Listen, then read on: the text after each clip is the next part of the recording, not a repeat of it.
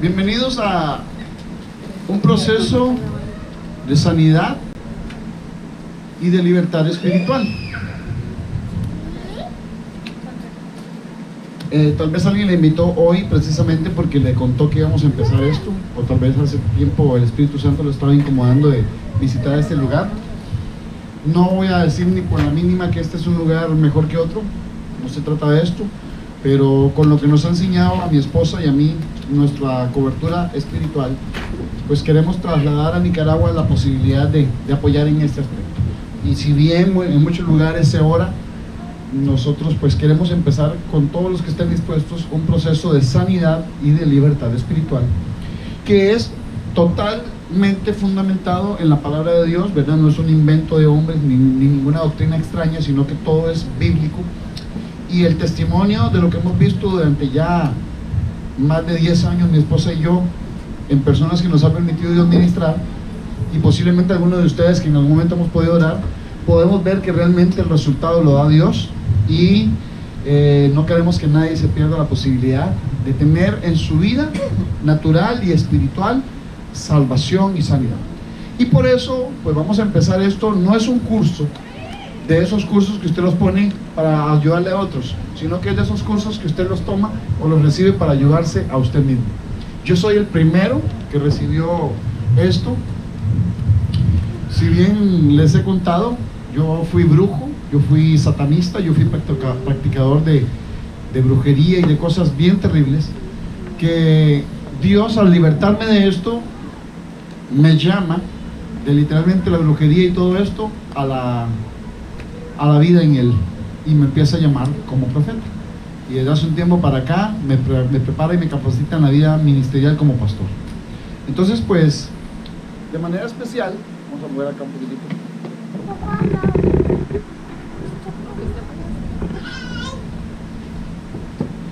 De manera especial pues queremos compartir con ustedes parte de este conocimiento que el Señor nos ha dado, para que usted y yo, al terminar este proceso, podamos literalmente darnos cuenta de cómo la sanidad en Dios trasciende lo que nuestro propio entendimiento a veces puede digerir. Amén.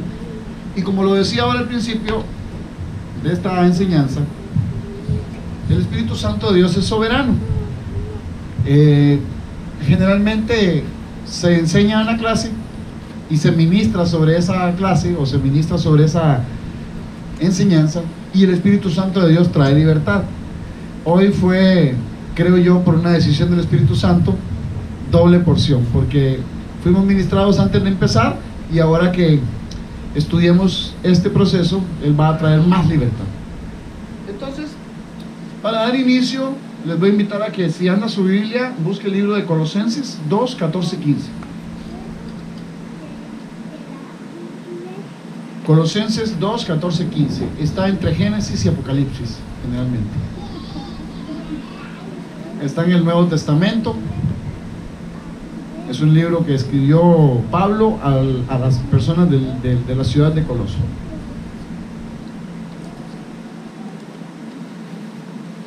Y leo para ustedes. Si ya lo tiene, me dice amén para proceder a leerlo. Si necesita luz, podemos darle un poquito más de luz acá. ¿No? ¿Estoy bien? Muy bien. Dice así el libro de Colosenses 2, 14 y 15, la santa palabra de Dios. Dice: anulando así el acta de los decretos que había contraria a nosotros, que nos era contraria, y así siendo quitada de en medio, y clavándola en la cruz, y despojando a todo principado, hueste de maldad, demonio y potestad, los exhibió públicamente, triunfando sobre ellos. Colosenses 2, 14, 15. ¿Sí? Amén. Muy bien. Ese es el fundamento sobre el cual se basa todo esto que se llama sanidad espiritual. Y hoy vamos a explicar las bases para que a partir de la próxima semana arranquemos directamente cada semana con un área de las cuales las tinieblas han tenido derecho sobre el ser humano. Y no es casualidad, porque la palabra de Dios nos advierte que desde que Dios trae al hombre a la tierra, en el libro de Génesis 1:1, cuando Dios dice que Él creó todo, ese creó, la palabra creó, no es de hacerlo de la nada, sino de reordenar. Recuerden que la semana pasada hablábamos de esta palabra. Y ese reordenamiento es porque en algún momento de la creación, las tinieblas a través de Satanás quisieron invadir el cielo. Satanás se llenó de vanagloria, se llenó de orgullo, se llenó de veneno. Y él dijo allá en el cielo: ¿qué es esto? Yo puedo ser como Dios. Y por eso el concepto del satanismo, de lo satánico, de lo que tiene que ver con las tinieblas, no se enfoca en adorar al diablo, en adorar a Satanás, sino se trata de que el ser humano caiga en la terrible idea de que no necesita de Dios. Y ese concepto no puede ocurrir si no es por medio legal. ¿Alguien acá estudia Derecho? ¿O de casualidad sabe pues lo que es un abogado, verdad? Todos conocemos de un abogado. Ellos estudian la carrera legal de Derecho porque todo lo que acontece en la vida jurídica de un ser humano natural tiene que ver con un derecho y un decreto legal. En lo espiritual no es la excepción. Por eso esta palabra nos dice que cuando Jesús en la cruz clavó todos los pecados nuestros, dice que Él hizo nula el acta de los decretos que es contraria a nosotros. Entonces vamos a explicar en esta mañana, para ir dando inicio a todo lo que esto va a requerir, y es importante que usted pueda tomar nota a partir de la próxima semana también, para que usted tenga muy claro que estos conceptos no son un invento de Denis o del profeta Arturo, sino que son cosas fundamentadas en la palabra. Porque Pablo recibe esto precisamente de Jesús. Recuerden que fue Pablo el último de los apóstoles llamados por Jesús. No fue el último apóstol. Hoy sigue habiendo apóstoles, hoy sigue habiendo profetas, hoy sigue habiendo pastores, hoy sigue habiendo evangelistas, hoy sigue habiendo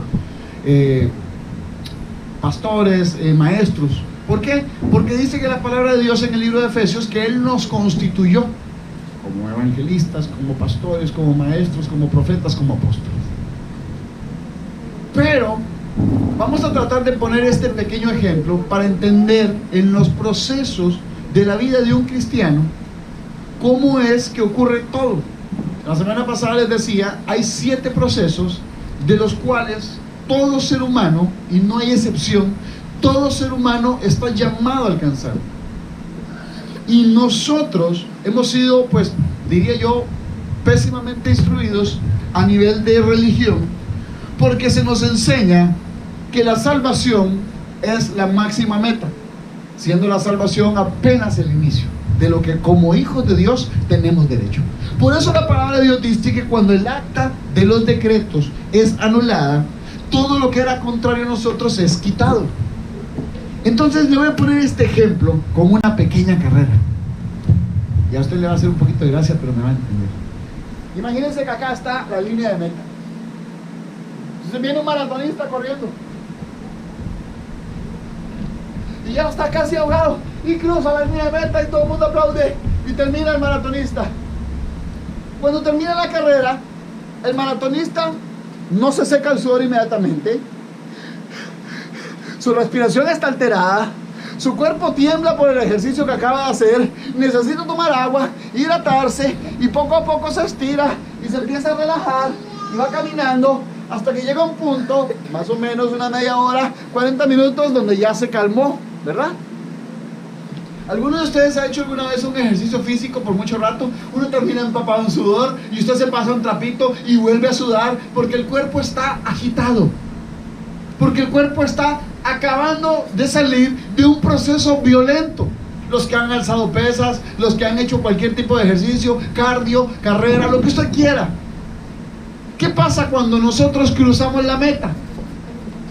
Llegamos a ese lugar, pero no significa que por terminar la meta inmediatamente se desapareció el sudor, el corazón bajó la pulsación, mi cuerpo no quedó con ninguna complejidad, sino que no, hay un proceso natural en el cual el cuerpo tarda un tiempo en normalizarse.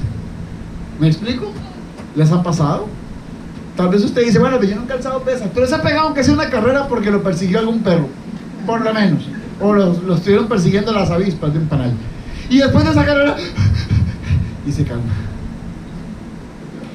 Esa meta en lo espiritual es cuando una persona está en el mundo y viene en una carrera, y detrás de esa carrera lo que hay son los demonios, la muerte, las maldiciones, los problemas, la brujería, el alcohol, el sexo ilícito, la fornicación. Y todo esto lo vamos a estudiar porque cuando usted y yo venimos a Cristo es cuando cruzamos esa meta. Amén. Pablo dice, estoy en la carrera y he cruzado esa meta. Y mucha gente piensa que es cuando nosotros nos morimos, pero la salvación se adquiere en la tierra. Por eso, con muchísimo respeto, para algunos creyentes de la religión católica o algunos presbiterianos piensan que después de muerta una persona, la gente puede seguir haciendo rezos, oraciones, sacrificios y pagando deudas para que el alma de aquella persona encuentre reposo. Pero esto no es un concepto bíblico, y por eso digo con muchísimo respeto. ¿Por qué? Porque dice la palabra de Dios que una vez que alguien muere, el hombre no muere por segunda vez.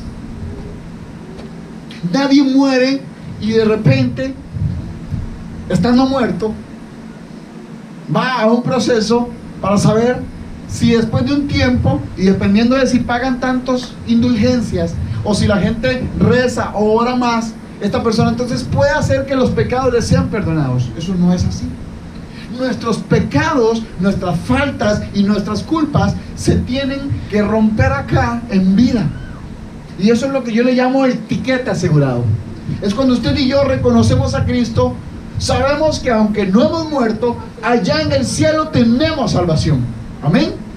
Y yo estoy más o menos consciente que si usted está acá es porque usted anhela tener salvación allá en el cielo. Amén. Amén. Eso es lo que todos deseamos. Hasta el más inconverso dice y piensa en su corazón, Dios quiera que yo vaya al cielo. Amén. Porque literalmente, amados hermanos y hermanas, el infierno sí existe. Los demonios sí existen. Satanás es real. Y el pecado, la brujería, la hechicería y todas estas cosas son reales. Por eso en el libro de Colosenses que acabamos de leer, dice Pablo que cuando Jesús es clavado en la cruz, recuerden que cuando Jesús está a punto de morir, Él exhala sus últimas palabras y dice, consumado es. Que significa, todo fue hecho. Él cumplió hasta la última ley que había establecido Dios y el hombre. ¿Para qué? Para que entonces las tinieblas fueran avergonzadas. Y esa acta, todos saben que es un acta, ¿verdad? En esa acta, las tinieblas escriben en contra de nosotros decretos, diseños. ¿Para qué? Para que nosotros perdamos la salvación.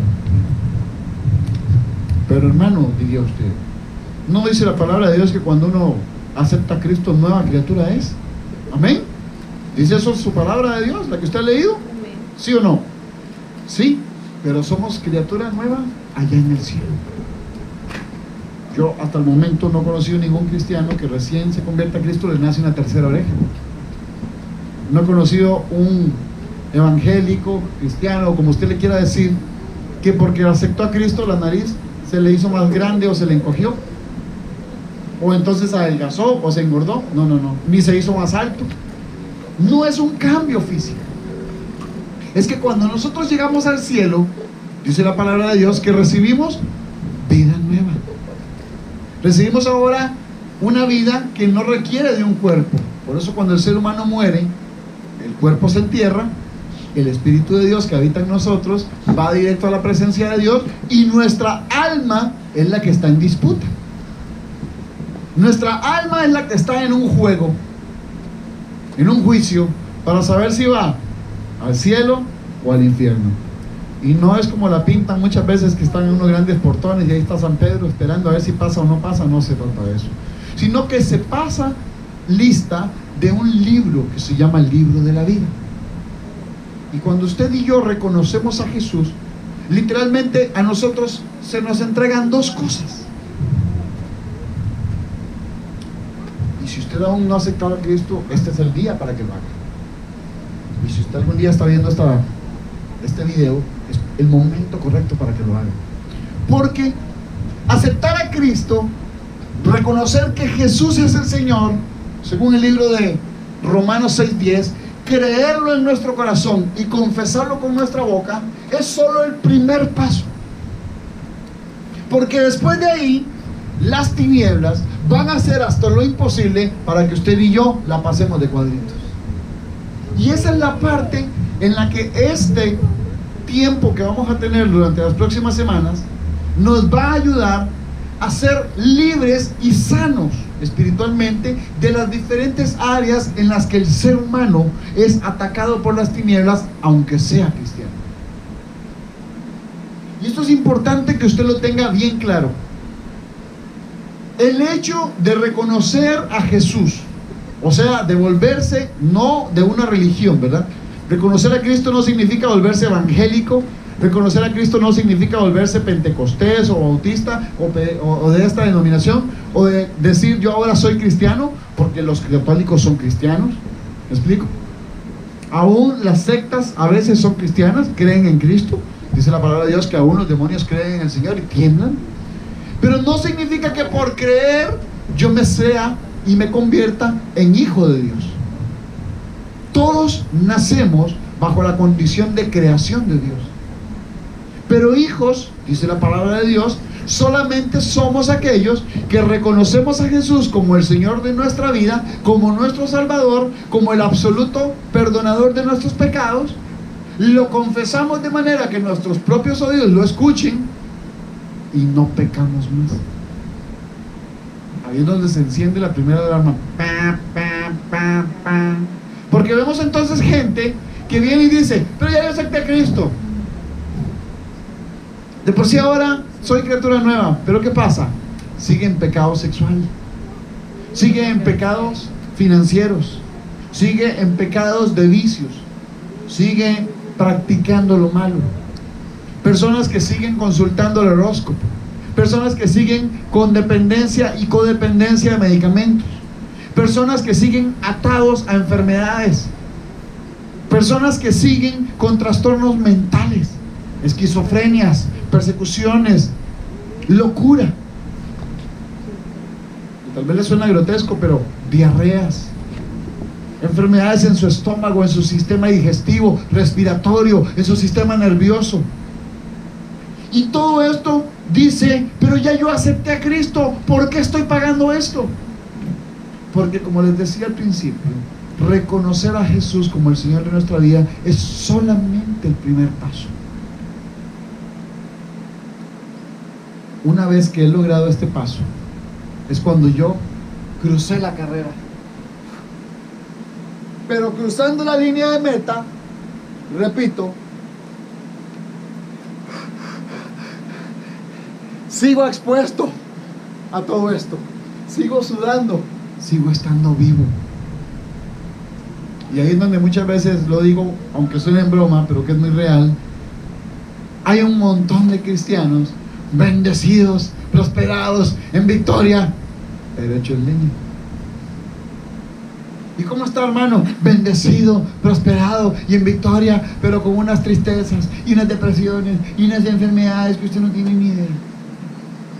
Pero hermano, ¿y cómo está? Bendecido, prosperado y en victoria, pero ahí con arrocito y un huevito me la juego. No estoy diciéndole que se menosprecie la comida humilde, pero es que Dios no nos llamó a morirnos de hambre. Dios no nos llamó a estar codependientes de un medicamento para poder dormir. Dios no nos llamó a decir, soy creyente, soy cristiano, pero tengo unos pensamientos de quitarme la vida, de suicidio, de muerte, de depresión, de soledad, de angustia, de tristeza. ¡Ay, usted no sabe! Y es que las personas a diario se acercan a mi esposa y a mí. Es que tengo problemas, necesitamos que nos ayuden. Bueno, bendito Dios, venga para ver en qué podemos ayudarle. Y mire, ¿y usted ha aceptado a Cristo? Sí, claro que sí, yo voy a la iglesia. Bueno, pero ¿ya se ha recibido un proceso de sanidad?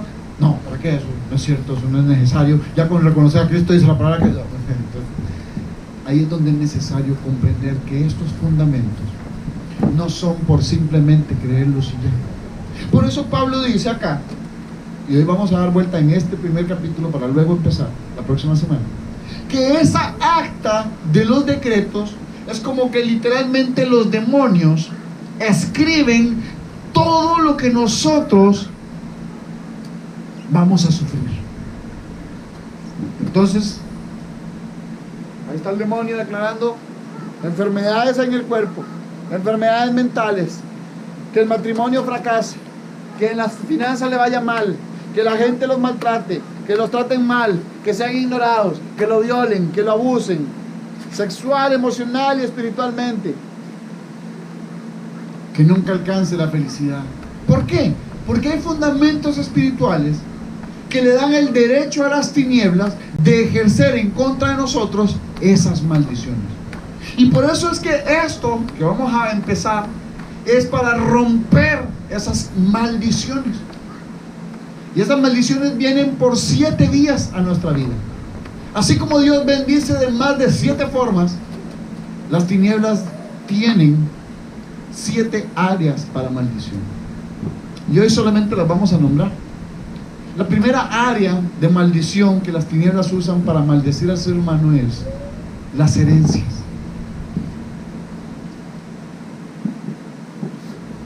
Aquí está Santiago, y ustedes lo ven. Inmediatamente con ver a mi esposa ven y dicen, pues claro, se parece. Ahí está los ojos de Denis, esto del otro, el pelo de Denis, ¿verdad? Amén. Pero tiene los ojos de Glendita, tiene los labios de Glenda, las orejas de este. Pero si ustedes conocieran a mi mamá y a mi papá, y conocieran al papá y a la mamá de Glenda, o sea, los abuelitos de Santiago, en ambas vías, dirían, ah, pero un momento, también tiene esto del abuelo, esto de la abuela, y esto de la otra abuela, y esto del otro abuelo. Y si pudieran conocer a los bisabuelos de Santiago, dirían, ah, pero también se parecen esto. Y ahí es donde les quiero explicar que nosotros, tanto naturalmente como espiritualmente, heredamos de nuestra familia. Por ejemplo, ahorita aún no se ha dejado ver, pero ese bebé que está en el vientre de Juliet, hijo y fruto de Javier y Juliet, cuando nazca vamos a decir, claro, mira, aquí está igualito a Juliet en esto, igualito a Javier en esto, pero mire, ahí no va a estar la mamacita, la mamita, y va a decir, ah, pero un momento, a la abuelita no me le quiten porque aquí está esto de la abuela, y va a decir el abuelo, ¿me explico? Pero ¿qué pasa? También lo espiritual lo va a heredar. Entonces de repente usted conoce personas en la vida que dice, este Denis, igualito al Papa, mujeriego, borracho, apostador. O por ejemplo, ah, si este salió igualito al Papa, de repente se le cruzaron los cables y ahora era, en vez de Mario, María. Pasa. O esta muchachita, igualita a la tía, ¿sabe? De repente se le cruzaron los cables y ahora dice que tiene novia siendo mujer. O de repente vemos gente que dice, ah, no, este es igualito al abuelo, practicaba la brujería. Empezó que con el horóscopo, que leyendo las cartas, que el tarot, y ahora ya está practicando brujería. Ah, no, este es igualito al bisabuelo. Mire, usted no lo conoció, pero si usted era el bisabuelo, ¿sabe? Ese hombre era mentiroso, trinquetero, hacía unos negocios que se llevaba entre las patas a la gente y los enredaba y les robaba. Y usted dice, ay, ¿verdad? Igualito, sí. Pues no, en el nombre de Cristo no. Nosotros no tenemos que ser herederos de las maldiciones de otros. Pero hay un problema y es espiritual y es real. Las tinieblas no están jugando. Las tinieblas toman nota. Entonces pasa algo. Las tinieblas dicen, un momento, en el año de 1492, cuando llegaron los españoles a Centroamérica, un español violó a una india. Y ahora ese linaje tiene la maldición de que van a ser violados. ¿Cómo es esto? Barájemelo. Sí, porque resulta que hoy, 400, 500 años después de la conquista española, de por sí más de uno que todavía tiene cara como de pieza precolombina, ¿verdad? Que más de uno parece todavía indígena, porque somos mestizos, somos nacidos de estas culturas, algunos más cheles y otros más morenos, pero venimos de esta mezcla entre españoles e indígenas. Cuando la historia, ¿verdad? No la Biblia, la historia nos cuenta que Colón vino a América, no venía rodeado de puros angelitos. Venía rodeado de lo peor de lo peor. Eran presos, eran mercenarios, jugadores, apostadores, brujos. Gente del viejo continente que estaba viciada. ¿Y qué vinieron a hacer? A saquear a los indios, a violar a las indias. Y en más de una de esas violaciones hubo embarazo. Y ahora, pues nuestros pobres inditos, ¿verdad? Los misquitos, los náhuatl en Costa Rica, los chorotegas, los bruncas, los borucas, los aztecas y todos los indios desde Mesoamérica hasta Argentina, pues ellos también tenían lo suyo, ¿o no? Pues resulta que ellos adoraban al sol, al sol, adoraban a la luna, a las estrellas, al agua, al río, al espíritu de la montaña, al dios maíz, creían en Xibalba. Y si no nos vamos muy lejos, aquí nomás en Nicaragua, estaba el cacique Nicaragua, que entregó a su propio hijo y le lanzó un volcán a cambio de ser un guerrero fuerte y valiente. Y con muchísimo respeto, por eso los nicaragüenses son gente tan buscapleito. ¿Ah? No sé, y lo digo con plena advertencia, no sé si aquí es una palabra vulgar, pero si no me disculpan, pero por eso ustedes son arrechos, como dicen. Ustedes hablan con cualquier centroamericano y se resuelve un problema de otra forma, pero ustedes los nicaragüenses no.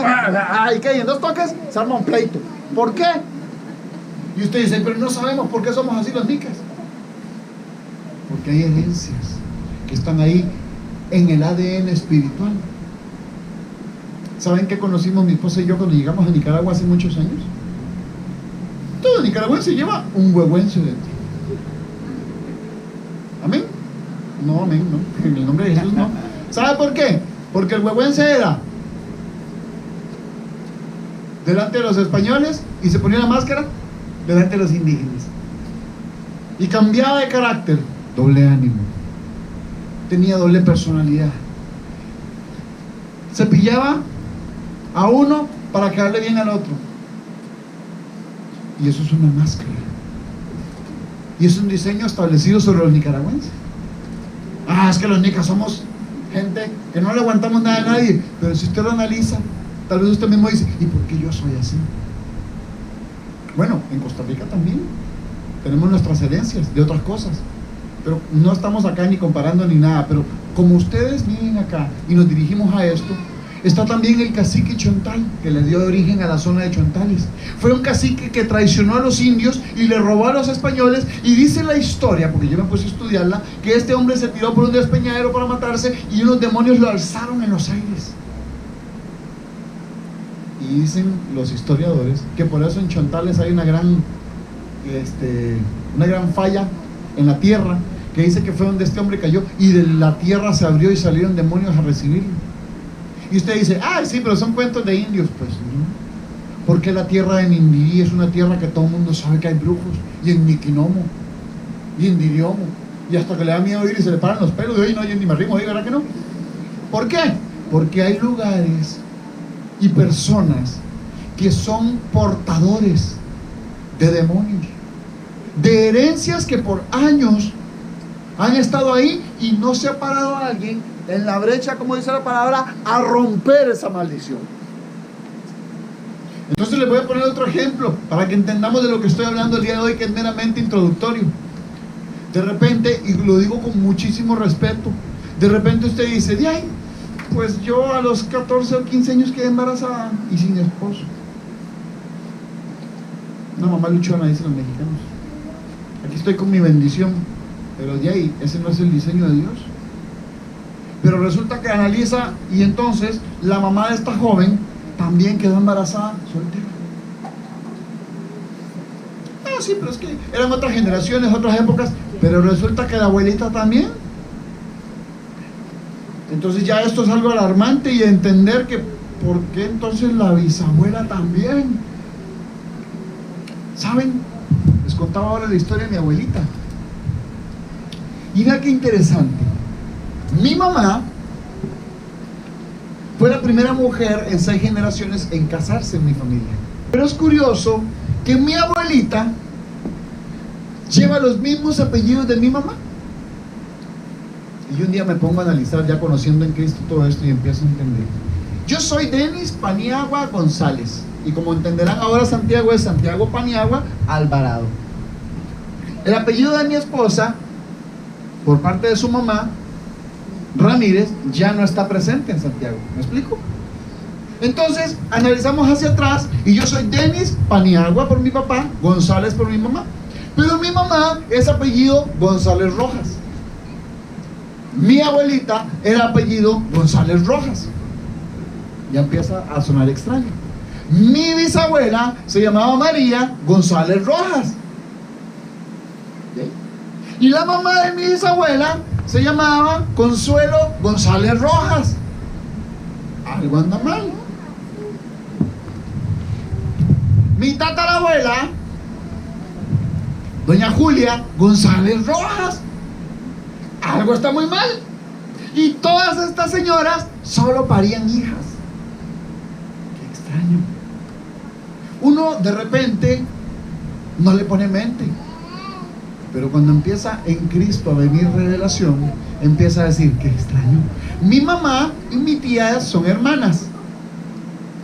Vean el diseño de Dios. Mi mamá se casa.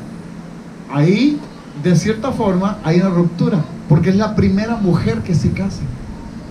Pero mi tía nunca se casó. Ella decidió quedarse soltera y cuidar a mi abuelita, y no quedó embarazada. Se defendió. El escenario perfecto para que nazca un varón. Pero resulta que mi abuelita tuvo 2 hijas, pero mi abuelita tuvo 6 hermanas más, todas mujeres. Se empieza a poner interesante. Y mi bisabuela tuvo 12 hijas, todas mujeres. Para no aburrirnos con el cuento, el diseño se repetía y se repetía y se repetía y se repetía, hasta que de repente alguien, aún no conociendo de Dios, hace las cosas bien y se casa. Cuando yo hablaba con mi abuelita y con mi mamá y con mi tía, y yo les hablaba de Cristo y lo aceptaron, se vino a romper, y yo leyendo la palabra me di cuenta que la palabra de Dios no miente. Dice que Satanás tiene permiso de maldecir hasta la 5ª generación. Entonces yo soy la 5ª, mi mamá la 4ª, mi abuela la 3ª, mi bisabuela la 2ª, mi tatarabuela la 5ª. No miente. Si no había alguien que se parara en la brecha en la 5ª generación, ¿qué dice la palabra? Esa generación se pierde y ya cae en maldición constante.